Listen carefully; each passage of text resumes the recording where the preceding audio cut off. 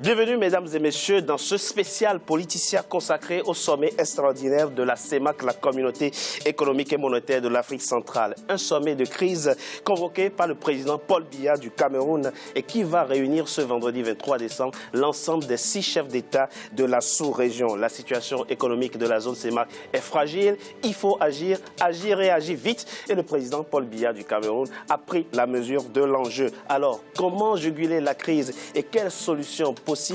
Pour en parler, j'ai avec moi 3 invités. Nicolas Agboou, vous êtes professeur d'économie à l'Université de Versailles, en France, auteur de plusieurs livres, dont Le franc CFA et l'euro contre l'Afrique, publié aux éditions Solidarité mondiale. Poste face du professeur suisse Jean Ziegler.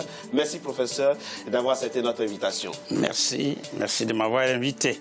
Daniel Touning, vous êtes économiste, écrivain. Merci à vous également d'avoir accepté notre invitation. Bonjour et merci. Jean-Bernard Bikim, vous êtes analyste, stratégiste, chercheur en sciences de gestion, président du think tank Alpha. Merci d'avoir accepté notre invitation. Mais de rien, Richard, il s'agit de l'Afrique. Le Cameroun, le Tchad, la Centrafrique, le Gabon, la Guinée équatoriale et le Congo, ils sont 6 pays à vouloir parer au plus pressé. 6 pays à vouloir conjurer le mauvais sort économique. Et c'est à Yaoundé qui se donne rendez-vous ce vendredi 23 décembre. Alors, quelles solutions possibles? Avant d'en parler avec mes invités, mesdames et messieurs, je vous propose de suivre ce sujet de la rédaction signé Corinne Kamdem. Ouverture ce vendredi 23 décembre d'un sommet extraordinaire de la CEMAC à Yaoundé au Cameroun.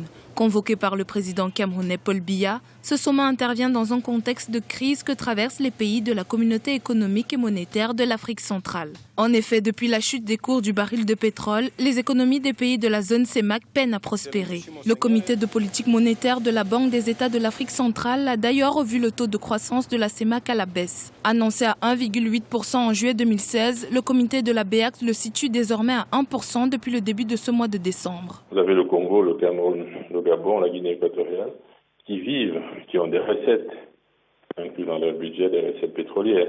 Donc la chute du baril, ça cause énormément de problèmes dans les prévisions budgétaires, les prévisions financières pour la construction des infrastructures, en tout cas la réalisation des objectifs en matière de construction économique, d'infrastructures. Donc ça fait qu'il faut s'asseoir autour d'une table pour regarder ça. Les pays membres doivent également faire face à l'instabilité politique et sécuritaire dans la région qui impacte les économies nationales.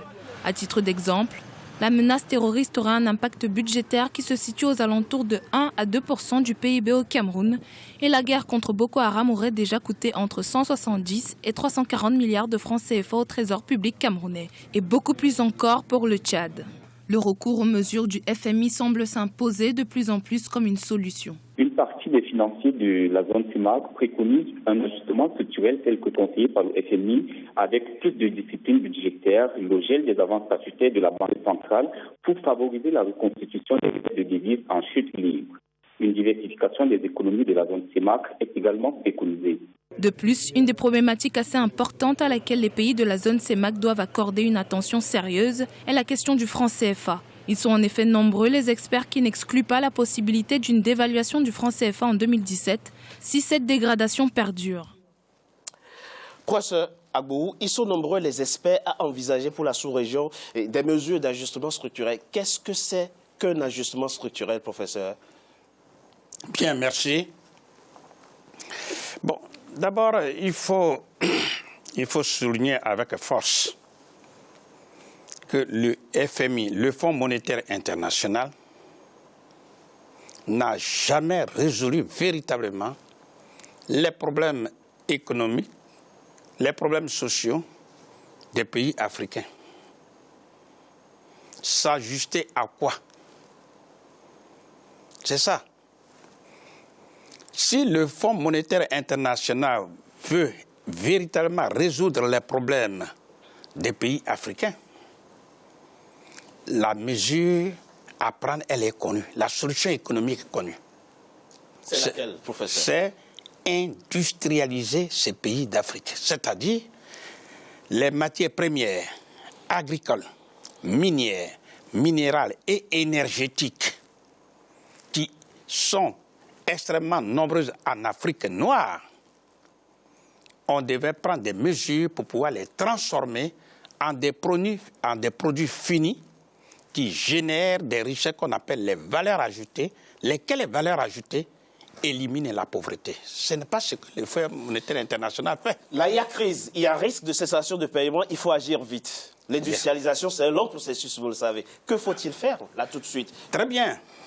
Puisqu'on nous parle d'ajustement structurel, nous voulons comprendre ce que c'est concrètement qu'un programme d'ajustement structurel. Mais nous avons vu déjà toutes ces mesures d'ajustement structurel qui ont été prises par le FMI. Parmi lesquelles, 80 notamment. Voilà, parmi lesquelles, tout récemment, en 1994, on a vu ce que c'est. On a vu la dévaluation du franc CFA. Avec tout ce que ça engendre comme... On y reviendra. Voilà, avec tout ce que ça engendre comme un accroissement de pauvreté pour les pays qui, justement, consomment ces mesures d'ajustement structurel. Donc, nous disons froidement, si les pays d'Afrique concernés, s'ils veulent véritablement résoudre leurs problèmes socio-économiques, il faut faire fi, et j'insiste, des solutions du FMI. Parce que ce soit le FMI, que ce soit la Banque mondiale, toutes ces organisations qui ont été créées par les Occidentaux, pour les intérêts des Occidentaux. L'Algérie l'a expérimenté avec succès. Le Brésil, sous Lula, l'a expérimenté avec succès. Je ne parlerai pas de l'Argentine, professeur. Oui, mais nous disons froidement que l'Afrique a tout ce qu'il faut pour réussir. Et pour ça, il faut seulement 2 mesures économiques. La première mesure pour les pays d'Afrique francophone qui n'ont pas de monnaie, ils doivent battre la monnaie. Et l'autre mesure qui est universellement connue, c'est ce que nous appelons l'industrialisation. Il n'existe pas sur la Terre un seul pays qui est développé et qui n'a pas de monnaie et qui n'est pas industrialisé. Ça n'existe pas. Alors, M. Bekim, on l'a dit, les experts préconisent des mesures d'ajustement structurel régional pour la zone CEMAC. C'est une proposition qui trouve grâce à vos yeux? Alors, j'aimerais revenir sur un point essentiel. Vous ne pouvez pas construire une maison en commençant par poser le toit, sans les fondations et sans les murs et le reste. C'est exactement ce que vous êtes en train de faire. Replaçons les choses dans leur contexte. Et pour le faire, je vais commencer par rendre hommage au professeur Joseph Tchounjan-Poemi, qui a beaucoup travaillé sur ces questions-là et qui a trouvé la mort sur ces questions-là. Alors, de quoi parle-t-on? De quoi parle-t-on? Le fil de votre, sans vous faire en cours, le fil de votre émission tourne autour d'une question centrale. Les politiques économiques, qu'est-ce que c'est? La définition nous dit, c'est l'ensemble des décisions prises par les pouvoirs publics en vue d'atteindre des objectifs économiques désignés en mobilisant plusieurs outils et instruments réglementaires, monétaires et budgétaires. Ça, c'est le cadre. Exactement. Mais quand il y a crise, comme c'est le cas... Ensuite, on y va très rapidement. Ensuite, derrière, on va avoir 3 éléments importants. L'allocation des ressources, je vous renvoie au livre du professeur Tchounjan, la redistribution des richesses, la stabilisation qui est le contraire de l'ajustement, en la stabilisation, l'État pilote. L'État pilote l'économie pour maîtriser les grands équilibres macro- et microéconomiques afin d'atteindre une croissance harmonieuse et optimale. Et derrière ça, nous avons 2 choix. Les politiques conjoncturelles et les politiques structurelles de l'autre. Dans les 2 cas, vous pouvez investir, vous pouvez décider de piloter ou de ne pas piloter. Et derrière tout ça, qu'est-ce qu'on retrouve? On retrouve les fameux accords bilatéraux, multilatéraux, séculaires qui lient les différents pays. C'est important. Je termine. Il faut focaliser la réflexion sur les mesures structurelles. Je termine. Allez-y. Et ces accords bilatéraux, multilatéraux, séculaires et historiques privent les États africains de leur souveraineté. À partir du moment où vous ne décidez pas, vous n'êtes pas capable de mettre en œuvre, de définir vos propres politiques, et vous n'êtes pas capable de les mettre en œuvre, vous êtes comme un rat dans une boîte. C'est exactement ce qui se passe. Pour revenir à l'essentiel. Oui. Pour vous, pour revenir à l'essentiel. Il faut dire non aux mesures d'ajustement structurel du FMI. pour revenir à l'essentiel, il faut redéfinir les rôles des différentes banques centrales. Permettre à côté de ces banques centrales la coexistence avec des banques centrales nationales qui auront, là je le rejoins, qui vont retrouver la capacité de battre monnaie et de faire circuler deux monnaies différentes. Premier point. Le deux. Rapidement à la question, en cas de crise, qu'est-ce qu'on fait? Parce que là, il y a crise. Les États sont obligés de faire recours à la BEAC. Alors, très bien. D'ailleurs, fait gagner à la banque 160 milliards l'année écoulée. Faut-il continuer? Depuis la crise de 1929, oui, s'il vous plaît. Les États-Unis, l'Angleterre et le Japon battent monnaie pour soutenir leur économie. Battre monnaie, c'est quoi? Ça s'appelle quoi? Nous sommes là dans l'hypocrisie de la Banque mondiale et du FMI. On nous parle, je veux terminer, on nous parle du quantitative easing, mais on ne veut pas dire que c'est la création monétaire. Aujourd'hui, la principale difficulté de nos États, c'est de reconstruire un ensemble cohérent de politiques nationales permettant justement de se concerter avec les pays sous-régionaux, l'ensemble des pays sous-régionaux, mais disposant et autorisant ces pays justement à conduire leur propre destinée.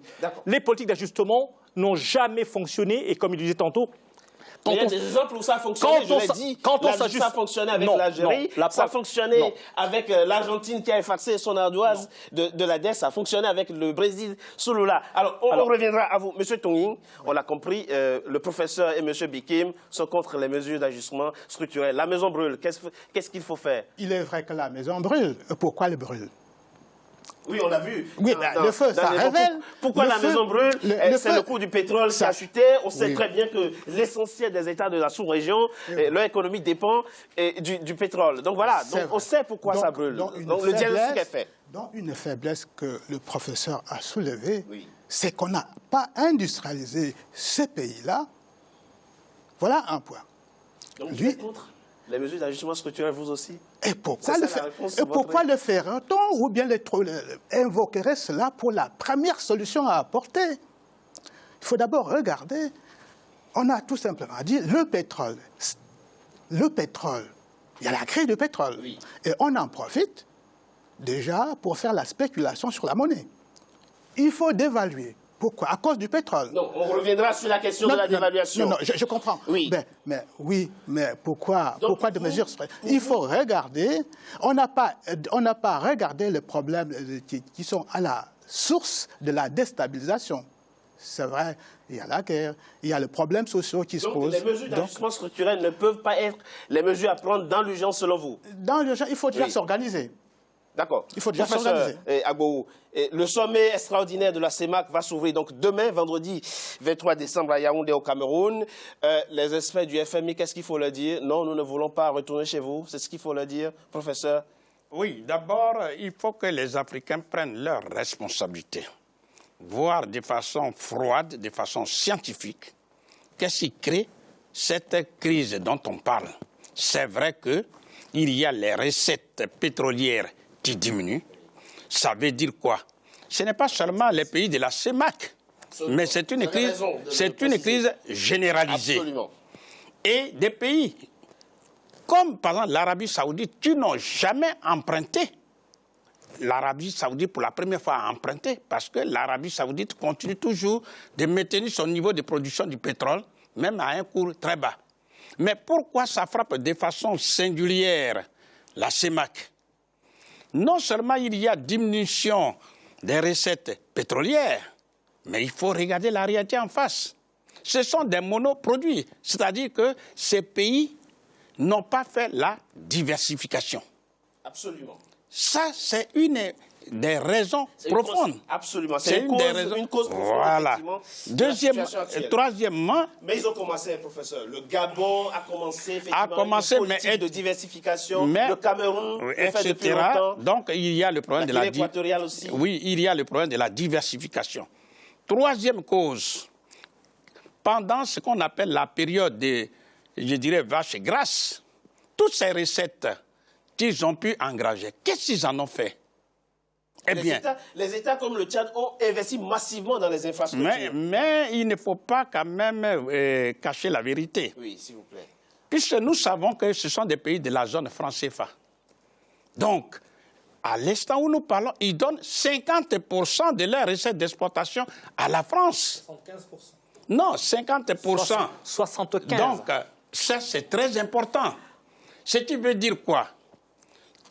Normalement, le pays comme la France, si effectivement elle coopérait au sens noble du terme, pendant ces périodes difficiles, elle devrait venir en aide de ces pays-là. Mais la triste réalité, elle est là. Le pays sempiternel, disons le bourreau sempiternel, ne fera rien pour les sauver, ces pays d'Afrique qui alimentent leur tuteur qui est la France. Professeur, encore une fois, il faut dire non au FMI ce vendredi 23 décembre à Yaoundé, au Cameroun. Je pense que ce non-là est une évidence, mais ce que je suis en train de dire, il faut relever d'autres causes. Donc nous avons dit les recettes d'exportation d'origine pétrolière baissent, on le sait. Deuxièmement, la diversification qui est inexistante. Troisièmement, nous avons ce qu'on appelle la cause monétaire, le fait qu'ils donnent une partie de... Quatrièmement, au niveau budgétaire, il y a ce qu'on appelle une gestion opaque. J'explique. Normalement, le peuple, représenté par le Parlement, doit avoir un droit de regard sur la gestion des recettes pétrolières, ce qui n'est pas le cas. Vous pensez que le problème de gouvernance se pose à nouveau, effectivement? Bien sûr, c'est une évidence. C'est une évidence, dites-vous. Donc, parce que quand il y a des problèmes difficiles comme ça, quand la situation devient difficile, sur qui on s'abat? C'est encore le peuple. Puisqu'on va dire demain, compte tenu des situations et de la situation qui prévaut, alors les mesures d'urgence, c'est d'aller dévaluer. Et qui va consommer ces mesures de dévaluation? C'est encore le peuple. Alors, je rappelle que si les États de la zone CEMAC acceptent ce vendredi donc les mesures d'ajustement structurel que va proposer le FMI, cela va supposer une baisse des salaires, la réduction des avantages, donc des privilégiés, le gel des avancements et pour éviter que les États ne tombent en cessation de paiement. Monsieur Bikim, est-ce que finalement nous n'africanisons pas la question des ajustements structurels, des programmes d'ajustement structurel, puisque elle relève finalement, selon de nombreux experts, des sciences économiques universelles. Il y a des États, les mesures d'ajustement structurel sont intrinsèques au fonctionnement des économies qui se retrouvent en difficulté. Alors, d'un point de vue scientifique, l'ajustement structurel est un concept construit et fondé sur le libre-échangisme. Ça, c'est la première chose. En économie, nous avons deux grandes écoles qui s'affrontent. Nous avons d'un côté le libéralisme et de l'autre le structuralisme. Pour faire simple, dans le premier, c'est le marché qui décide de tout. Dans le second, l'État a un rôle pour réguler, organiser, piloter. Entre les deux, c'est le dilemme de l'Afrique, entre les deux, nous sommes pieds et poings liés depuis 1878 à nos jours. Je m'explique. Ce que nous vivons là aujourd'hui porte 4 noms. Le premier nom, c'est un déséquilibre des politiques économiques. Le second, c'est la dégradation permanente et perpétuelle des termes de l'échange. Le troisième, c'est l'absence de jouissance de notre souveraineté dans le domaine économique et dans le domaine politique et social. Et le quatrième, c'est le poids écrasant du service de la dette qui pèse sur ces pays. Ces 4 facteurs combinés annulent toutes les marges de manœuvre de tous les gouvernements africains. Je dis bien tous, y compris l'Afrique du Sud. Ce qui nous ramène aux fondamentaux. Et les fondamentaux, c'est quoi? C'est quel type de politique allons-nous mettre en œuvre? Est-ce qu'elles vont être structurelles? Est-ce qu'elles vont être conjoncturelles? Ou alors les deux? Et dans le cadre de ces politiques, nous devons regarder ce qui s'est passé ailleurs. Qu'est-ce qui s'est passé en 1929 aux États-Unis? Il s'est passé quoi? S'il vous plaît, on ne va pas faire non, c'est important. On ne peut pas interdire aux Africains de mettre en œuvre des politiques, des politiques, je vais dire courageuses, qui ont été mises en œuvre en Occident et qui ont produit des fruits. Et pour les Africains, à chaque fois on arrive, on leur dit écoutez monsieur, il faudrait vous serrer la vis, il faudrait avoir une lunette qui vous dit voilà. En tout cas, on a bien compris. Je vais terminer. Je termine. Très rapidement, s'il vous plaît, monsieur Bikim. Je termine. Oui. Il faut aussi le dire aujourd'hui. Nos économies, quand on le regarde, il y a quoi? Il n'y a qu'un seul levier qui fonctionne. Un seul. Nous faisons quoi? Nous exportons des matières que nous n'extrayons pas d'une part, et d'autre part... Parce que faute de technologie... D'autre part, ceux qui les exploitent nous volent Pourquoi, oui, absolument. Pourquoi ils nous volent? On est d'accord. Pourquoi ils nous volent? Parce qu'ils nous Oui. interdisent justement de bénéficier du partage de la rente qui en est dégagé. C'est pour ça que j'ai dit tout à l'heure, ce n'est pas 50%, mais 75%. Alors, monsieur Toning, vous êtes économiste. Le Nigeria dévalue régulièrement, on le verra, le Naira de même que la Chine, le Yuan. Et la question qui se pose aujourd'hui est de savoir ce qu'on fait si on refuse les programmes d'ajustement structurel. Mais je vais dire une chose, c'est que le Nigeria, s'il est dévalué, c'est en toute autonomie. Ce qui n'est pas le cas pour le pays d'Afrique francophone, notamment de SAMAC. Le Nigeria est autonome par rapport à sa monnaie. Ils peuvent gérer son économie. Et c'est une économie bien diversifiée par rapport à celle que nous avons en Afrique centrale. Alors aujourd'hui, c'est une évidence. Si les États de la zone CEMAC en crise refusent les mesures d'ajustement structurel que propose le FMI, selon de nombreux experts, la dévaluation du franc CFA restera la deuxième option. Alors quels peuvent en être les inconvénients à la fois pour les États eux-mêmes et pour les populations qui dépendent en grande partie des produits d'importation? On en parle dans la deuxième partie de notre émission après la pause. À tout de suite.